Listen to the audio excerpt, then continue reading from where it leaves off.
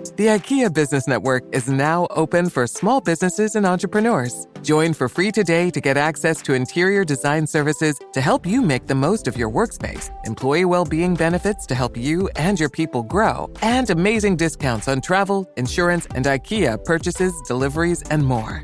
Take your small business to the next level when you sign up for the IKEA Business Network for free today by searching IKEA Business Network. Hey guys, welcome to this week's podcast episode, and I've got a fantastic guest for you today, returning guest, Patrick Grimes. He's from Passive Investing Mastery. He's been on the podcast a couple of years ago talking about real estate, and obviously the market's a little bit different these days, so we're going to get into a nuanced discussion about that, and as well as he's divesting into other assets, uncorrelated. We'll talk about asymmetry, and risk management in today's very volatile environment. So I'm really excited to have him back on. Patrick, welcome. Yeah, great to be here, Chris. And glad to hear you made your way to the West Coast and you're not in the heat of hurricanes in Texas right now. Yeah, we talk about diversification now. These days with climate change, you have to diversify geographically. That's another topic, and I know you're out in Hawaii as well for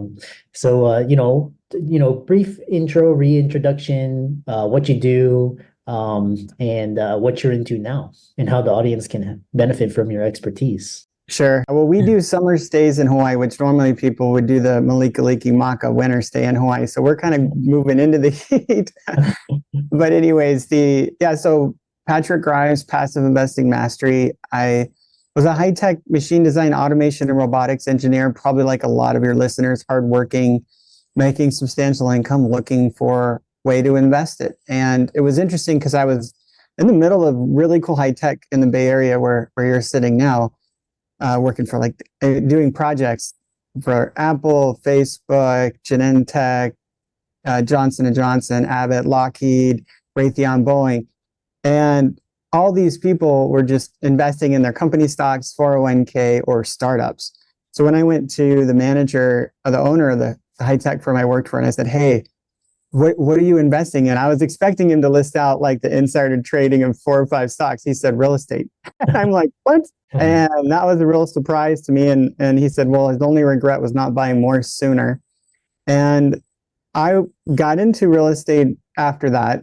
Lost it all in 2009 and 10 because I went way too big into high risk stuff, didn't know what I was doing, was humbled, came crawling back, and then began building a real estate portfolio, single apartments, about 5,000 apartments as a general partner and operator.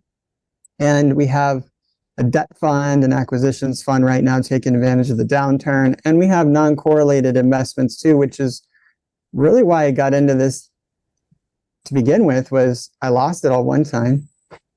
How do I invest to keep all my eggs in not one market, all in one cyclic market basket? And so that's right now I'm very interested in trying to get into true diversification of my portfolio by allocating into various markets that won't be up and down all at the same time. Yeah, I love that. And definitely real estate, it was like a good time, after the great financial crisis, all the way up to like 2018, and now it's kind of like, it's harder and harder to find better deals because everybody's into it now. And we could take this conversation a couple of ways. And first thing is, so when you talk about uncorrelated, I know a lot of the audience is like they don't understand that, or they haven't really applied that idea. So what does it term uncorrelated mean when it comes to asset allocation? Right. Well, so in essence, it just means that various investments or various markets are driven by different fundamentals, and those fundamentals will drive them upwards and drive them downwards. And capitalist economy kind of relies on it. There's these cycles. Just happens to be that things like the stock market don't ride on the same cycles oftentimes as real estate. Sometimes they do, like in 2009 and 10, when I lost everything because the only 2 things I was in fell apart. And maybe it will again. Right now, real estate is down. and we just finished a Fed rate hike, and 11 out of the last 14 Fed rate hikes ended in a crash. So if you're in real estate and stocks right now, you may be thinking, well, shoot, those could be down. Maybe they're non-correlated, but sometimes those markets do fall. So maybe you want to be in something else. Good examples of non-correlation that are easy to understand is just gold and the US dollar. If you look at any of the decks, and we have a mastery series that we have, show that gold trends inversely to the US dollar. That would be called negative correlation, and opposite correlation, inverse correlation, or you said asymmetry. There's a lot of things. But it's interesting, and the same thing with the stock market. Historically, it mostly trends. Now, for the last 2 years, you've seen gold and the stock market grow, which is sometimes there's unique things. Oil and gas doesn't trend, right, with the stock market, doesn't trend with real estate, but it does trend with gold 80% of the time. So it just happens to be that, gold and also oil and gas fundamentally have a heavy influence on the BRICS nations, and those tend to drive both of those safe haven investments. So people will invest part of their cash in gold, and keep a balance and also hedge against their portfolio. Maybe in real estate is an allocation. Most of the wealthy have like 26% in real estate.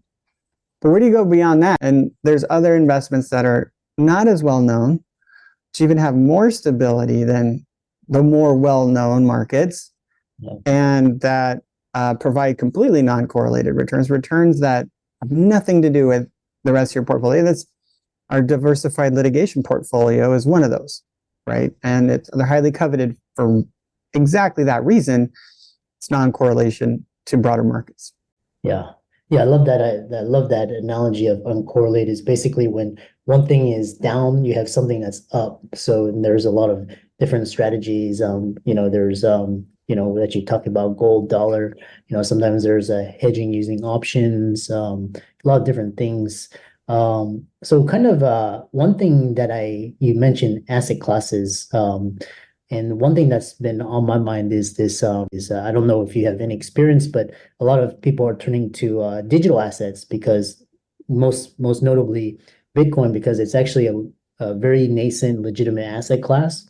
And so a lot of people are doing that because the government's printing, trillions of dollars, starting wars, sanctions, all of this. So I don't know if you have thoughts on Bitcoin and like kind of the age difference. I know the boomers hate it, and the Gen Z millennials are like, yeah, I'm not gonna touch gold because it's so heavy and it's very inefficient. But Bitcoin I can carry around, So what are your thoughts? Well, for the record, on gold, I keep it in. There's depositories, private vaults around the country. You can just stash it. You don't have to lug it around. I'm not a fan of buying electronic ETFs in gold. I'm also not really a fan of crypto. I do have crypto. And I'm doing really well with crypto, but I'm not proud of that, because nobody should be proud of how, but it's amazing. It's really incredible, but it could vaporize tomorrow. Really, the fundamentally, it's not something to be proud of or excited about. Yeah. It's just a game you're playing, and there really isn't any intrinsic value behind that. Now, the crypto I do own is in cold storage, which means I actually identify its location on the blockchain. And if a company that you bought it on, where if your wallet's with them, it could vaporize overnight. It's not my case. So if you do own it, you got to own it right. And cold storage also provides that long term. So the only reason I would have crypto is essentially to have a stash of almost like a doomsday supply of another allocation. It's not really a part of my investing portfolio. It's just a way to access cash. I'm heavily in Chase, right? I'm a partner in over 20 different securities offerings, and most of the accounts are in Chase. If Chase locked up, most of my finances would be locked up. Where would I go? Gold, crypto, right? And has that happened? Maybe. I don't know. Like, for how long do I want to be out without cash? So that's really why I'm doing crypto. It's not something, like I said, as that's a true part of my strategy. But we have a passive investing mastery series where every 2 weeks I have different kinds of alt assets, all kinds of experts and sponsors. And we have another crypto guy coming up. We have a blockchain guy, and I'll get on and duel with them for a while. And I appreciate where they're coming from and how well they're doing. Not my jam as a true investment in an allocation in my portfolio. Yeah. I like how you describe it. It's kind of like you're thinking like a venture capitalist is just kind of like having some exposure to it, like just allocate like 1%. I mean, now people are saying, allocate 5%, because the original 60/40 stock bond doesn't really work now. So I like how you're thinking like a VC and just basically you have upside exposure. And if you lose it all, it's just like 1%, you can always recover. Which brings me to my next question about real estate, because I've been doing a lot of thinking, and I was like, I was like you before. I was like, yeah, I'm gonna be 100% real estate, and luckily I didn't do that. I was like 50/50, just kind of hedge because I was like, what do you do if you have like a hurricane barrel and now these days I'm like, you don't make much money in real estate. It's like painful. You got hurricane, tornado, fires. You have tenants that have more rights than you do. You got just outrageous prices, the insurance premiums, like it's not, and they're saying it's passive income. It's not passive. It's a really pain in the ass. So you mentioned 25 to 26%, of the wealthy. What is their thinking? Like, is it just kind of like a store of wealth? Like, because I know people are just buying these outright and just leaving it empty. What are your thoughts? Well, it's interesting. I'll give you a few different data points out there. Even Morgan Stanley, whom I would consider be somebody I wouldn't trust for investing advice, even they caved recently, and their global investments group said you need to have a 25% in alternatives. 25%. Now, if you look at some of the charts that show below 500,000 in income a year to $1 million in a year to plus, what you find is like the lower income producers have about 7% in alternatives, right? That and real estate is just an alternative. It's always been an allocation for me to de-risk and diversify. It's not the end game, it's a step. And it quickly can come out of balance, and it can become an over-allocation and a danger and a threat to your portfolio, which is what you're alluding to now, right? Yeah. So 25% in alts. So if you go back to like the below 500K, about 7-8%, then 500 to, I think it might have been 2 million, something like that, 5 million. I can't remember exact numbers, but it was actually 25% in alts. So that's really, I think, but then once you get to the ultra wealthy, they're above, 10 million. These individuals have 50% of their wealth in alternatives. Now that's alternatives, including business equities, right? Yeah. And so if you want to start allocating in a way in which you can earn and you can earn your income, you can invest it in a way where you get to keep it. You can't put it into something that rises and falls all at the same time. And so those allocations, the 13% they have in cash and cash equivalents, you got to allocate some of that into gold, right? You got to allocate. Then when it comes to your real estate portfolio, you can't get indexed above that 26% mark, right? Because you have to get another 25% in other things. Now you have commodities, fixed income. So maybe you can invest in our income fund, which is a real estate asset-backed debt. So maybe get a little real estate and you're like 7% allocation for fixed income. That works, right? And then there's a commodities, it's really like 3%. You're talking like oil and gas, right? And people always think, well, maybe I'm an oil and gas guy. Well, that's a really volatile. I mean, we've done a lot in oil and gas. In fact, on both the working interest and my family collects on royalties, I'm not relying on it because I've seen it do this, right? I mean, we've this 3 generations of our family collecting this huge roller coaster of income, that is through oil and gas, royalties. That's just an allocation. Investors like yourselves, that are high income earners sometimes think, oh, the intangible drilling costs. It's amazing, but it is. But sure, you got to be ready to lose it all, just like Bitcoin. Where you go with that 25% that is not real estate, that's not in the commodities, hedge funds, fixed income, cash equivalent, right? What do you do with that? That is where you have to find the lesser well-known alternatives. And to those, you got to look into the markets that are recession resilient. Utilities, people go to utilities, education, healthcare, love healthcare. We do legal services. Legal services is the steady, tried and true. Just you see all the other markets dance around it and it just grows, right? I mean, both sides And there's argument that legal services is even countercyclical because people get more litigious in downturns, but really it's just flat. So that's why our litigation portfolio helps add that extra thing to it, right? Yeah. You mentioned what I'm curious is what your litigation services portfolio is, that investing in big companies that represent. Talk about that, and how you're allocating and how you evaluate it just on a very surface level. Yeah, well, the challenge is once you find these markets that are just super steady, non-correlated, right? And you're, okay, how do I invest in it? How do I get access to that stability, that market cycle, to allocate my portfolio in a more resilient way? And it's tough, right? It's tough to access education. Healthcare, there's quite a few ways you can access it. Legal services, it's so simple. You've got hourly rates and court fees and legal fees, right? So there's not a lot of things, except for what you realize is that the industry runs on hourly rates and their customers can't always pay that. And that happens to be the case when there is a mass amount of people harmed by some corporate misconduct.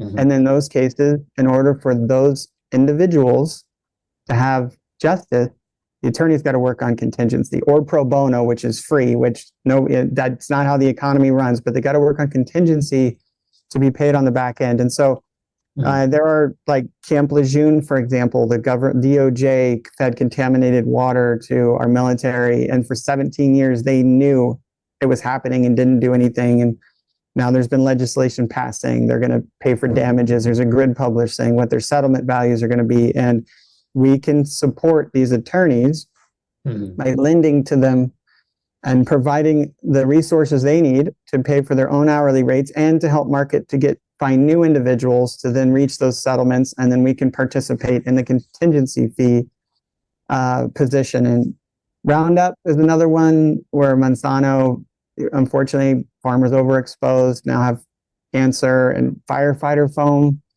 Civilian military firefighters using this 3M foam, and the heroes of our society and our nation are suffering from things like non-Hodgkin's lymphoma. I mean, there's legislation right now passed to give $1 million to us. It's horrible. And these people knew about the cancer causing in the 70s of the PFAS forever chemicals. So these are just horrific things that we're holding, people accountable for, and our investors get to participate in really great returns. We do good, and we provide meaningful settlements to the claimants, to the harmed, and that's how we access it. Oh, interesting. And so your investments in these funds, are they publicly traded companies, or they're just privately held? Or I'm just curious. Well, if they were publicly traded, we'd be back into the sentiment-driven stock market, right? And so that's why I don't like trying to get correlation by just investing in a hedge fund or something, or publicly traded, non-correlated stock, because you're back into the same. It's basically what financial planners do. Hey, we'll diversify you into real estate and put you in this REIT. By the way, REITs track exactly with the S&P 500, right? So you gotta think private. And in order to get true non-correlation, you've got to get into these private placements. You've got to get into the real asset. And so, no, we are originating loans through our fund directly to attorneys.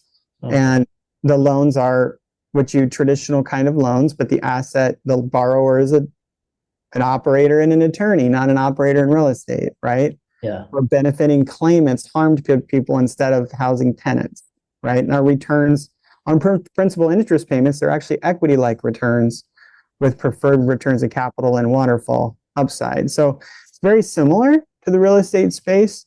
And our debt fund, we're originating loans to operators, but a completely different asset class. Interesting. Yeah, I love talking about this area of risk management, portfolio, asset allocation, and correlation, uncorrelation. If people wanted to reach out to you and talk with you, dissect your ideas, how could they do that? Well, so passiveinvestingmastery.com. It's a lot. Type in passiveinvestingmastery.com. We should get one of those cute little short things to make it easier. One of the things that I love to do is talk to people, and wherever you're at, and I have ridden I got out, but I rode the wave of corporate America for a long time. I'm happy to chat with anybody, get them pointed in the right direction. I actually can give away a book too, if that's all right. Absolutely. So Persistence, Pivots, and Game Changers. That's the book, Turning Challenges and Opportunities. I wrote a chapter in it right here. I still had hair, and it all fell out during COVID. So my wife cut it all off. But anyways, Phil Conley, guitarist of Def Leppard, did a chapter in here. NFL, NBA players. It was so cool. Entrepreneurs, artists. It was so cool. It's such an amazing group of people. But I tell my whole story, right? The journey in and out, losing it all, coming back, high tech, got out, all that stuff. And if it inspires anybody along the way, that's enough for me. So we actually ship out signed hard copies. I sign them. To go to passiveinvestingmastery.com, and the secret link is /book. Okay, passiveinvestingmastery.com/book. Go to that website. Make sure you put Christopher's name in here, or the name of the podcast, so we know who you are. We don't just ship it to randoms. We'll get a copy of that out. But if you're interested in non-correlated investments, help round out your portfolio in a very precarious time right now. Could be, we're in a boom in the stock market. Probabilistically, those rate hikes have ended in a bust. So if it's any time to invest in true diversification, this is it. Happy to get you on that path. We have various investments on our site. Yeah, awesome. And I love talking, and for all the audience, be sure to check out that Passive Investing Mastery. Follow all of Patrick's socials. And with that, thanks so much for coming on. Appreciate it. Glad to be